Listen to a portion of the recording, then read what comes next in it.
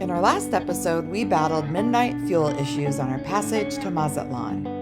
In this episode, we get ourselves ready to cross the Sea of Cortez and then take a weather window between northers to shove off for Muertos. Welcome to G&T Sailing. If you're new here, I'm Gretchen and this is Tim. We've spent the last 2 years refitting Felicita, our Catalina 42, and have finally launched our sailing dream. We don't care where we go, we just care that we go, and we're glad you're coming along for the ride.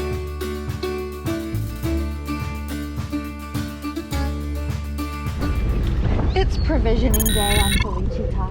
Yep. Here in Mazatlan, looking to go north, where there are not going to be a lot of grocery stores for the next 5 weeks. So this is a big one. Since we started cruising, one of the things that we sort of have started to do regularly is we walk to wherever we're going to get exercise and then get an Uber to get back to the boat. So, well, it's because we have so much to carry on the way back too. We're loaded up with groceries. Yeah, usually too much to carry. And as usual, it was hard to find half and half. We didn't find pork shoulder. We didn't find shrimp or Italian parsley or scallions. Somebody's gonna have to make a run tomorrow to another grocery store to hopefully fill in those holes. And now it's the mad dash of getting all this into the Uber and then onto the boat.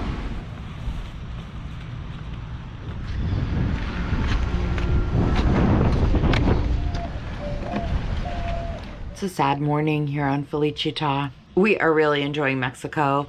I'm having a great time here. I think it's a wonderful place, but I have a major complaint with Mexico, and that is it is incredibly hard to find half and half. And we're about ready to leave a major metropolitan area where we went to 3 different stores looking for half and half, didn't find it. I'm about ready to use the last of the half and half, and we're leaving here without any, and we still have 5 weeks to go.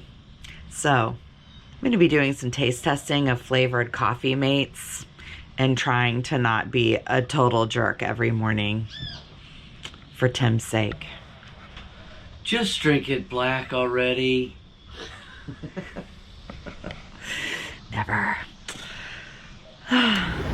We're getting very fresh pork shoulder. What recipe is this for? Chili verde. We are less than 24 hours out from a 2-day passage from Mazatlan across the Sea of Cortez to hopefully Muertos. I just got done washing the top sides and rinsing everything with fresh water. And Tim, what are you doing? Prepping our meals for you to warm up while we're sailing the night. And what meals are you making? I'm making curry, your favorite curry. Very good. And our favorite shrimp orchetti. Yes. That we're gonna have tonight, and then we'll have leftovers tomorrow night on our first night. Yep. We'll heat up some curry on the second night. Yep. Then we should get there very early in the morning on Tuesday, have that day to rest, and then depending on what's happening with the next norther, we may have to quickly press on to get north, but we're just gonna have to kind of see what happens when we get to Muertos on Tuesday. So the big open question is also how much fuel, how much motoring are we going to have to do? The forecast is predicting 13 to 14 hours of motoring. That holds true. That's really awesome. Less would be better. More would suck. I'm just kind of resting for the rest of today. Tomorrow morning we'll get up, put the jack lines on, bring the life raft up, do a couple passage things, take showers, and head out between 12 and 1 at high tide.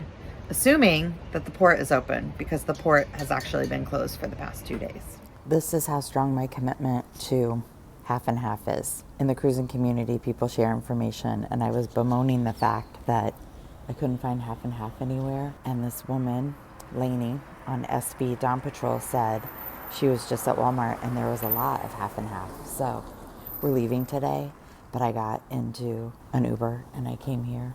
They're not open. They're opening in a few minutes. And I'm gonna find half and half.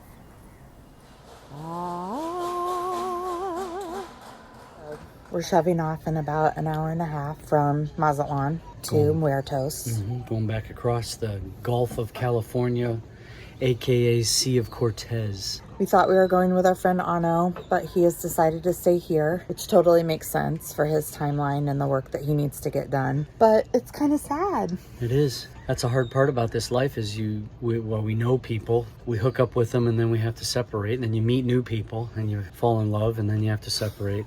There's all these breakups, but they're really not breakups. Yeah. Because you keep running into people all the time, so that's cool too. But I'm excited to be sailing again, and this is a nice journey, 200 plus miles across the sea. Yeah, but it's kind of the beginning of our last chapter of this season. Yeah. And really kind of the first time that we haven't been with a buddy boat. Yep. We're leaving the dock by ourselves. Yep. With nobody coming behind us. Yep. In any meaningful way, and nobody meeting us where we're going. So that kind of makes it extra sad. Ano's leaving us. Well, we're actually leaving you. We're leaving you. You're leaving me in the dust. About to leave, already packing. Come with me, I'm not really asking. We'll get away to a place where we don't know. About to see the world in action, what we can be, life with no distractions. We'll get away, this is what we waited for. Take my hand, we'll make it somehow, we can't miss out. So we left Mazatlan yesterday en route to Muertos because we've got about 4 or 5 weeks left before we haul out. So we're wanting to get back into the Sea of Cortez to see some things. It is a beat, and the wind and the sea state are conspiring against us to have us go to Fraley's, which is way further south, like 42 nautical miles south of Muertos. But that's where we're going because that's where the bow is pointing. The bummer is that we are gonna get there around midnight. That's not awesome, anchoring in the dark, but we've been there a couple times and it's pretty straightforward. And hopefully sit tomorrow, get some rest, wait for the sea state to die down, and then it's gonna be a motor from Fraley's to Muertos on Wednesday, hopefully. It is just the slog, but our enclosure is awesome. The hydrovane is working. The staysail has been deployed the whole time. And we have potato chips. How's this passage going for you so far? Pretty good. Cold's holding up nicely. Just can't sleep very well first night. You look all bundled up. Are you cold? It is a little chilly. Are those good chips? Best chips in the world down here in Mexico. Solo tres ingredientes: papa, aceite vegetal, y sal. That's all you need for potato chips. Nice. We sailed as close to the wind as we could in a fairly lumpy sea state the entire way across. It's a grind, but all the changes we made to the boat and the refit were for this exact situation, and Felicita performed like a champ. It's about 10 minutes to midnight, and we're about 8.25 miles out from the Fraley's anchorage.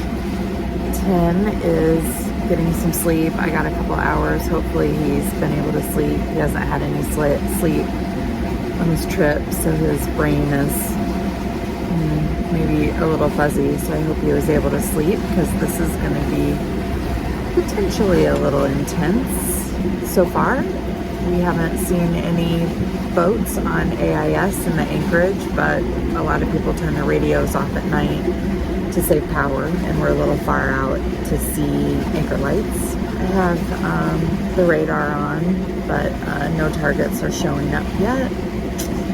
And it is blowing 16 right on the nose, so hopefully by the time we get up into the anchorage it's a little bit calmer.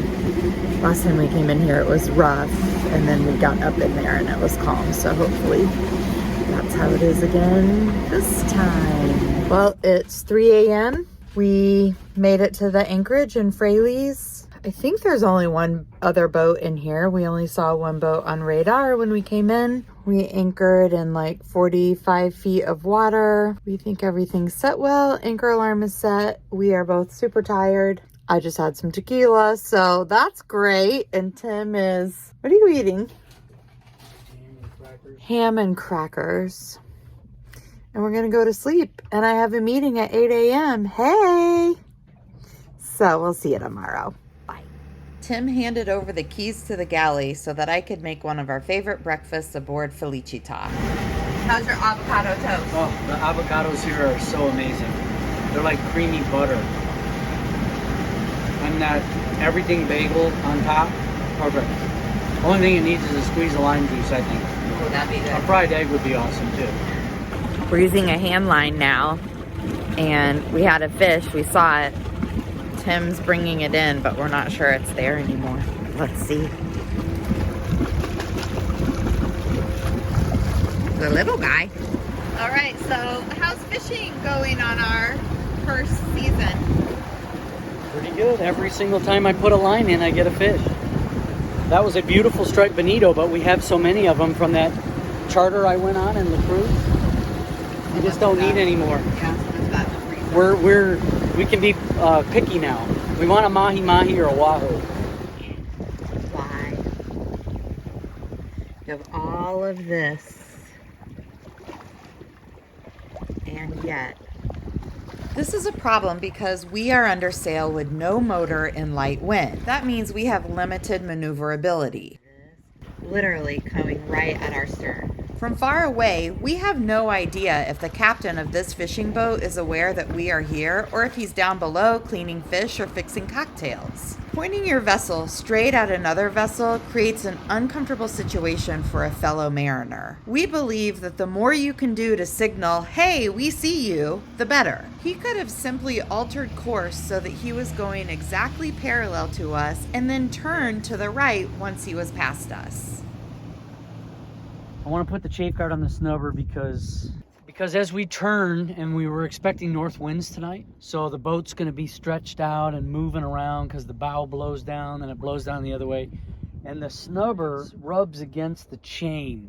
I've been concerned about that, and I've come up with this. I mean, I didn't invent this. A lot of people do this, but I'm not sure this is the best way to do this, but I can't think of anything better. So any suggestions anybody has out there in YouTube land would be welcome, if you got any better ideas than this. But I just put this hose over the snubber, and it's long enough because it hangs on the roller and then down in the water, so that no matter which way it goes, there's enough hose to ride against the chain and not chafe the snubber.